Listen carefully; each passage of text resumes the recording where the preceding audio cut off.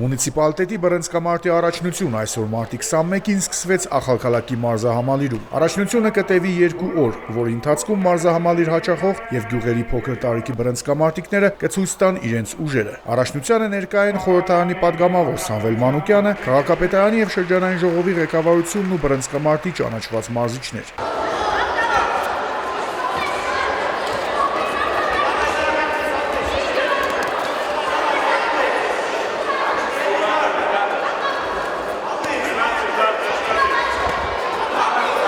Այսօր մարտի 21-ին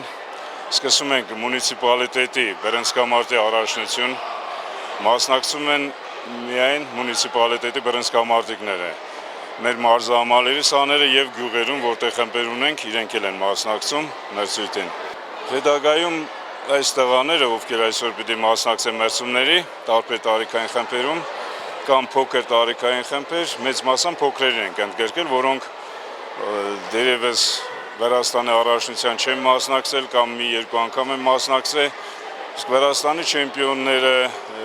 Եվրոպայի մասնակիցներ, մարզիչների հետ խորհրդակցելով որոշեցինք,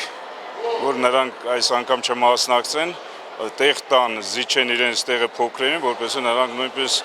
փորձ ձեռք բերեն, որ դրսում մեծ ռինգերում լավ ելույթներ ունենան։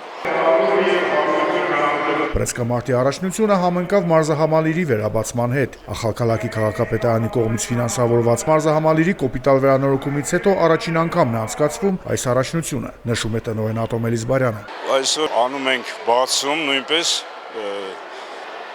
տեսնում եք ինչ վերանորոգում է տեղի ունեցել, հանձինս Մելքոն Մակարյանի գլխավորությամբ մունիցիպալիտետի, որ 500,000-ից ավել լարից աղսվել է եւ այսօր տեսնում ենք այս հոյակապ շենքը